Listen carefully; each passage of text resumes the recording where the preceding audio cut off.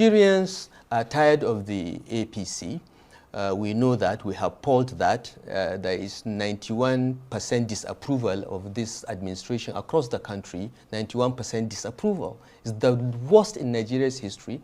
But Nigerians are looking for a credible option. Yeah, but they want to see people coming together, putting aside their differences and ambitions, and giving them an alternative to this failure of a government. But that's the key thing. Can you put aside your personal ambitions? You've got yourself, you've got Atiku Abubakar, you've got P2B, you've got Rotimi Amechi, you have so many big political, wigs with huge, ambitions. Big names does not equate ambitions, okay? You've mentioned my name. I have no ambition, okay?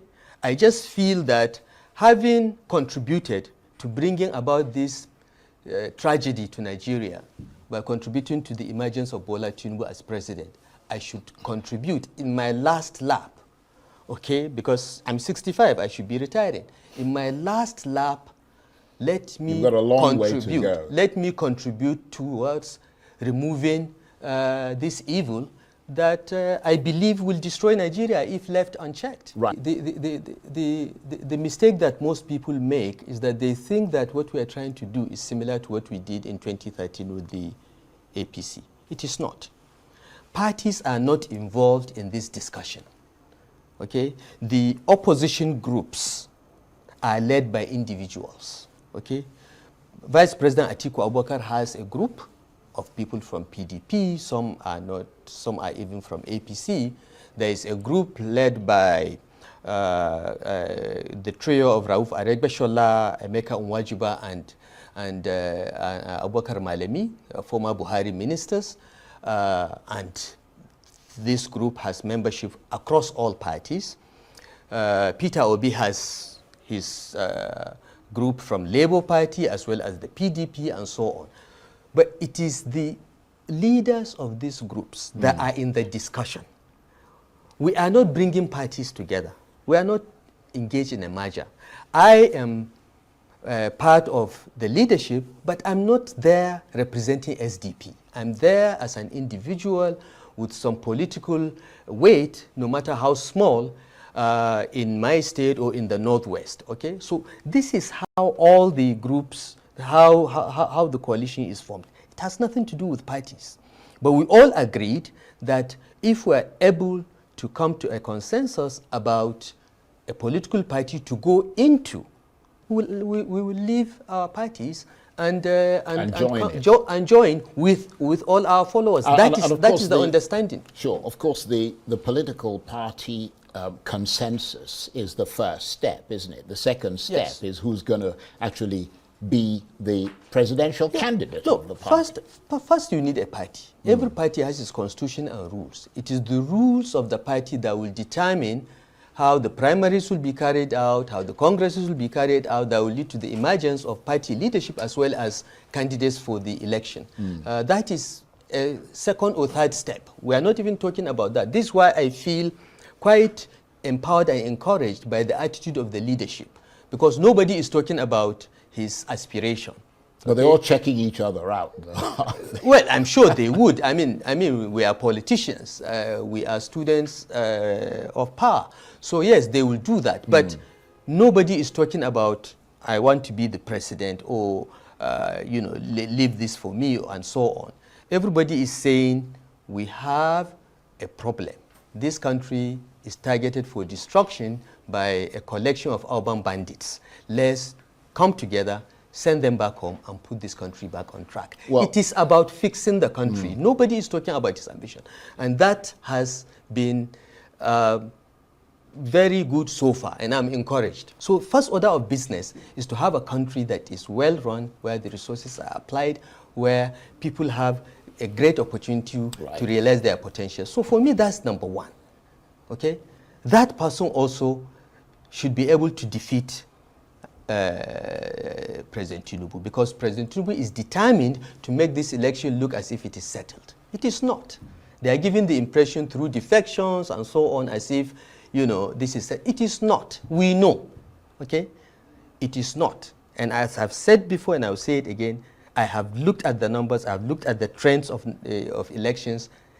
President Tinubu has no pathway to win. He cannot win. In fact, he'll be lucky if he's third. So whether or not you like Nasir El Rufai, most Nigerians don't, especially people from Southern Kaduna, there's always nuggets and truth in the things that he said. First of all, he called Bola Tinubu the evil that needs to go. First, he said by 91%, Bola Tinubu has, or Bola Tinubu's government has 91% disapproval rating. I think it's even more than that. And he says this is the worst government in the history of Nigeria. And he called Bola Tinubu's government a failure of a government. And it's indeed true. There's no lie in it. I mean, all the Bola Tinubu's supporters in the comment section, there is no lie. You have to agree and admit that there's never been a government as disliked and disapproved by Nigerians as much as Bola Tinubu has been. You know, he says Bola Tinubu is a problem. He says, for example, he says this country is targeted for destruction by a collection of urban bandits. He's called them that several times. But let's don't forget that Buhari's government, he called himself a Buharist as well. Buhari's government was largely corrupt. But the Bola Tinubu's government has actually come to surpass that. But one of the key things that El Rufai talked about is that, and one of the reasons why he's part of this coalition, he says he wants to contribute to the removal of the tragedy he brought to Nigeria. So he called Bola Tinubu and Bola Tinubu's government again a tragedy. A tragedy you can see in the lives of people who have been killed in the hands of bandits and terrorists, in the hands of Boko Haram that the government has not been able to solve. So you can see all around that some of the facts of the statements that he made are correct. Okay? I don't want to shoot the messenger. I just want to address the message. Okay? And then we can deal with the messengers afterwards, initially for now at least. So for me, we want to fix our country. And this coalition of these sort of political bigwigs, especially those with a lot of baggages, Atiku, El Rufai, Mechi, coming together and maybe Peter Obi forming a band with them. You know, for me, that's where I have concern. These guys are the same sort of people who brought this tragedy into the country. All right? Atiku was once in government. Again, a lot of colossal failure and corruption followed him. El Rufai, being governor of Kaduna State, the same thing as well, especially for the people of Southern Kaduna. And he mentioned some of the people from Buhari's government who were largely accused of corruption. One of them was Abubakar Malami, the AGF of the country at the time.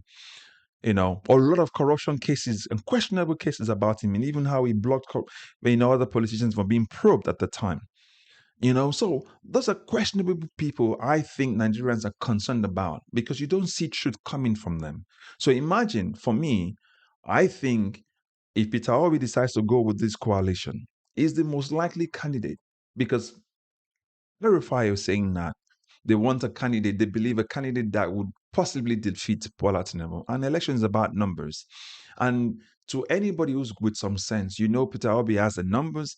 He defeated Bola Tinubu in 2023, apart from the fact that it was rigged. He defeated Atiku Abubakar El Rufai and Bola Tinubu in 2023. So there's no conversation about that. It's simple. The easiest thing for this coalition to do is to say, we already know who the person is. Let's come up with a consensus candidate. Plan that consensus candidate and say, this is the person. We're going to try with right behind him. And secondly, don't put any of these caveats on that mandate or that consensus candidate. Don't say because you're from the South, you're going to do 4 years. That arrangement for me has never been part of Nigerians. Nigerians were never included in that arrangement. It was always about the politicians and their own personal interests, how they can rotate power and continuously be in their corridors of power all the time. Do not tell us that if Peter Obi needs to be president again after Bola Tinubu, he has to do it 4 years so that power can go to the north. It's not like that.